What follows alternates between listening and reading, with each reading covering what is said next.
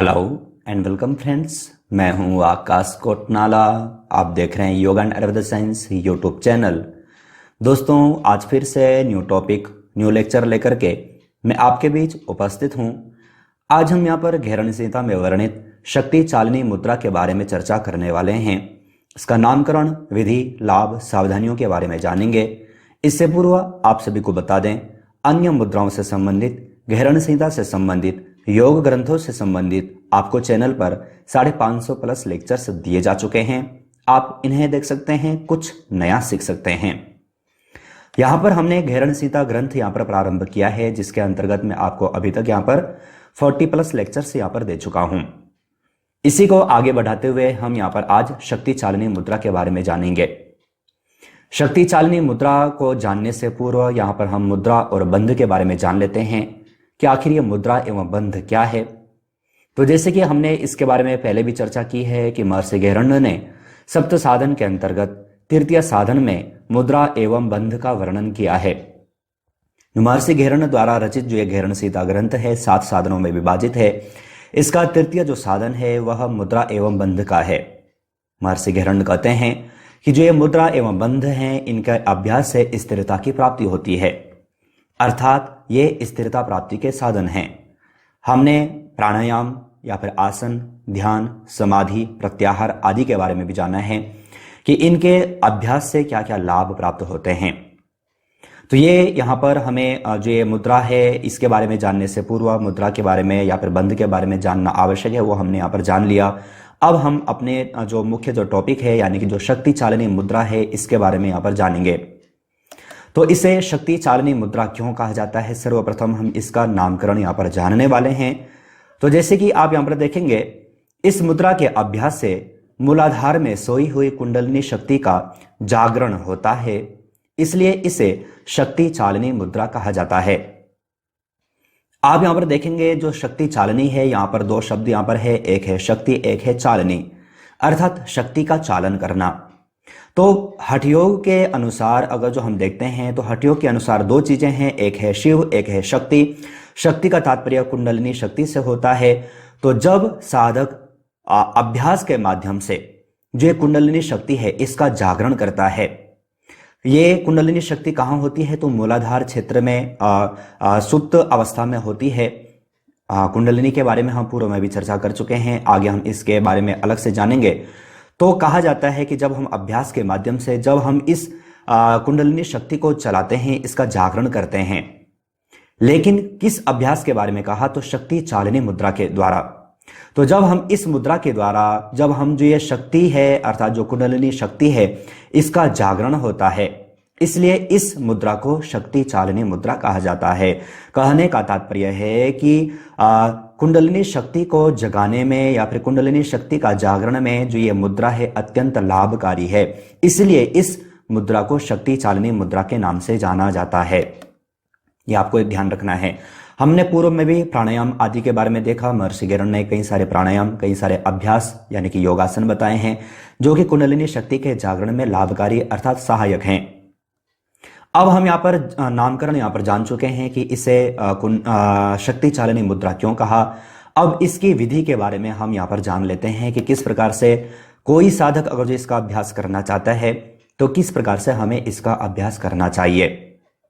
यहाँ पर आपको बता दें कि यहाँ पर मैंने इमेज आपको यहाँ पर जो दी है घेरण संहिता से संबंधित है, लेकिन ये जो आप आसन यहाँ पर देख रहे हैं यह सिद्धासन है।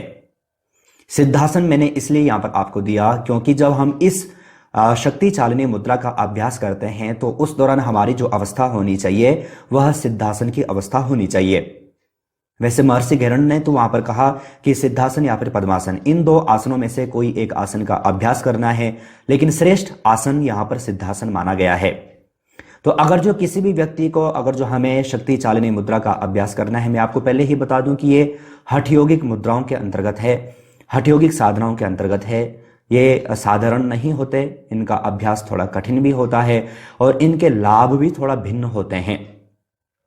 तो यहां पर अगर जो हमें शक्ति चालिनी मुद्रा का अभ्यास करना है तो इसके लिए सर्वप्रथम हमें महर्षि घेरण्य के अनुसार अगर जो घेरण संहिता ग्रंथ के अनुसार अगर जो देखें तो महर्षि घेरण्य कहते हैं कि जो साधक है, साधक को सर्वप्रथम पूरे शरीर पर भस्म लपेट लेनी चाहिए, अर्थात भस्म लगा देनी चाहिए। भस्म लगाने के पश्चात जो साधक है, साधक को सिद्धासन की अवस्था में बैठना होता है। आप यहां पर इमेज के माध्यम से देख रहे हैं।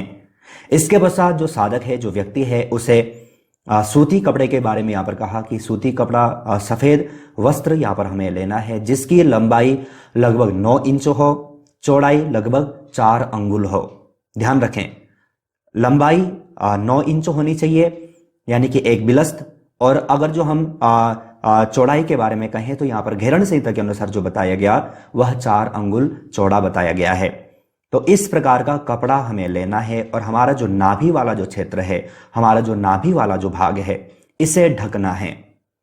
इसके पश्चात यहां पर कहा कि हम इसको, जो ये कपड़ा है क्योंकि छोटा है, ये रुकेगा नहीं, तो इसके लिए हमें इसे किसी धागे के माध्यम से अपने शरीर पर बांध देना है। तो कहां पर बांधना है? नाभि पर बांधना है।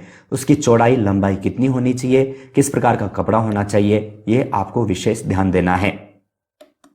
तो ये यहां पर आपको ध्यान रखना है, ये यहां पर बताया गया है। अगर जो हमें शक्ति चालिनी मुद्रा का अभ्यास करना है, जब हम इस प्रकार से अभ्यास करते हैं, जब हम इस अवस्था में आ जाते हैं, तो इसके पश्चात कहा गया कि हमें अब यहां पर जो श्वास है, श्वास पर विशेष ध्यान देना है। तो यहां पर कहा कि हमें यहां पर अश्विनी मुद्रा का अभ्यास करना है। अश्विनी मुद्रा किस प्रकार से की जाती है मैंने आपको बताया है, आगे इसके बारे में हम डिटेल में चर्चा भी करेंगे। तो अश्विनी मुद्रा का अभ्यास अर्थात हमारा जो मूलाधार का जो क्षेत्र है, इसे हमें संकुचित करना है और प्रसारण करना है। तो जब हम अश्विनी मुद्रा का अभ्यास करते हैं, तो अश्विनी मुद्रा का हमें अभ्यास करना है। उससे पूर्व हमें, जब हम इस अवस्था में आ जाएं, तो हमें पूरक करना होता है। अब पूरक अर्थात हमें पेट को फुलाना है, श्वास भर करके हमें पेट में लेके जानी है, अपना पेट फुलाना है। इसके पश्चात हमें अश्विनी मुद्रा का अभ्यास करना है। कहने का तात्पर्य है कि जो प्राण वायु हम जो ले रहे हैं बाहर से, उसका संयोग हमें अपान वायु से कराना होता है। सामान्य प्रक्रिया नहीं है।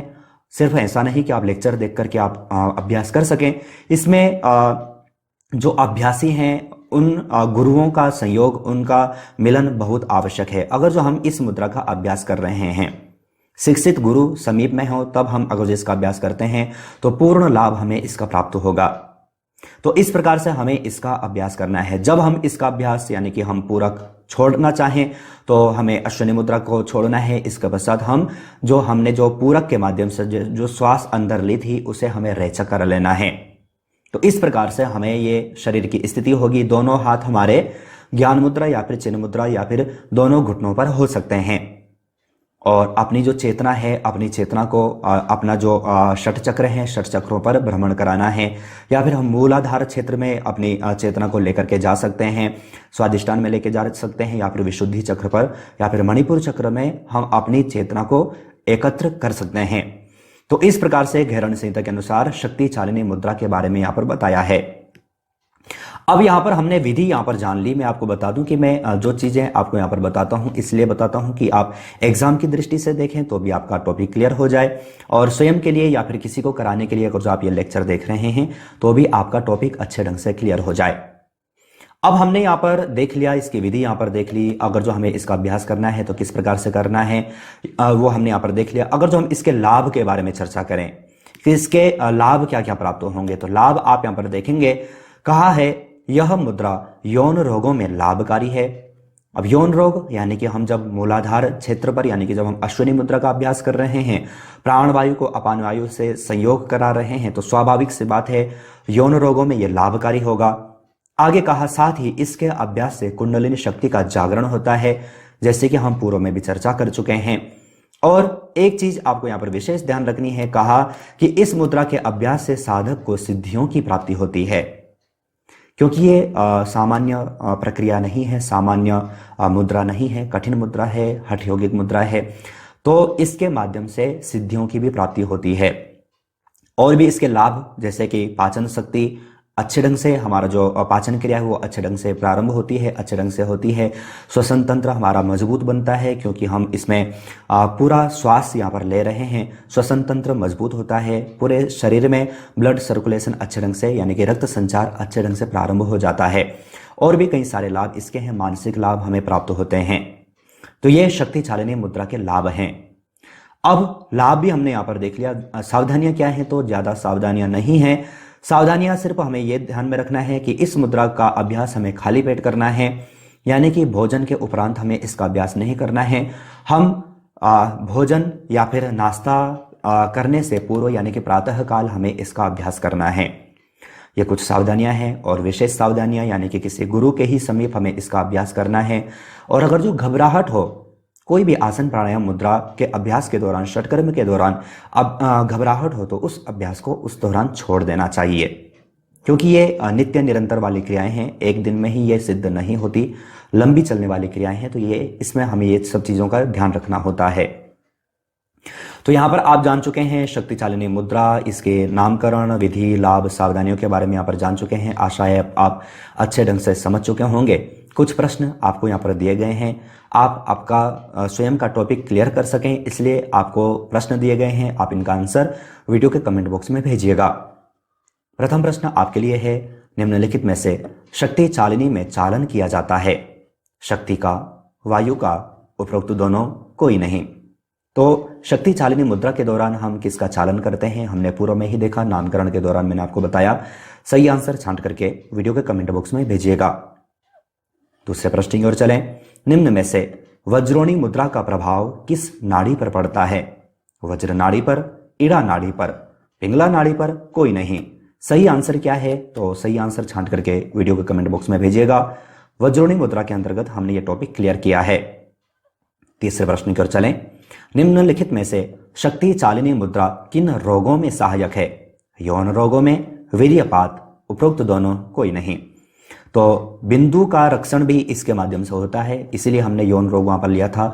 सही आंसर क्या है, तो छांट करके वीडियो के कमेंट बॉक्स में भेजिएगा। इस सब के बारे में हम पूर्व में ही चर्चा कर चुके हैं। आप सभी को बता दें, जो प्रश्न आप यहाँ पर देख रहे हैं, इसी प्रकार से प्रश्नोत्तरी सीरीज की चैनल की ओर से 3 ई बुक पब्लिश की जा चुकी हैं। एक में आपको 500, एक में आपको 1000 प्लस, एक में आपको 1500 प्लस MCQ मिल जाते हैं। आप तीनों बुक में से कोई भी बुक डाउनलोड परचेस करने के लिए वीडियो का कमेंट बॉक्स, वीडियो का डिस्क्रिप्शन बॉक्स चेक कर सकते हैं। नेक्स्ट, चौथे प्रश्न की ओर चले। निम्नलिखित में से मुद्रा एवं बंध का अध्याय है? प्रथम, द्वितीय, तृतीय या फिर चतुर्थ? गहरण संहिता के अनुसार मुद्रा एवं बंध का चैप्टर कौन सा है, आपसे पूछा गया है। सही आंसर छांट करके वीडियो के कमेंट बॉक्स में भेजिएगा। आप सभी को बता दें, ये सारे टॉपिक आपको वेबसाइट पर भी मिल जाते हैं। तो आज हमने यहाँ पर गहरण संहिता में वर्णित शक्ति चालिनी मुद्रा के बारे में जाना। आशा है आप अच्छे ढंग से समझ चुके होंगे। ये लेक्चर आपके लिए यूजफुल रहा होगा। अगर यूजफुल था तो लाइक जरूर कीजिएगा, अपने फैमिली फ्रेंड्स लोगों तक भी जरूर शेयर कीजिएगा। आप चैनल पर ज्वाइन बटन पर क्लिक करके चैनल से और अधिक जुड़ सकते हैं। 3 प्लान में से कोई भी प्लान ले सकते हैं। इसी प्रकार से अन्य टॉपिक, अन्य लेक्चर के साथ आप सभी से फिर से मुलाकात होगी, लेकिन तब तक आप अपना और अपनी फैमिली का बहुत ख्याल रखिएगा। बाय।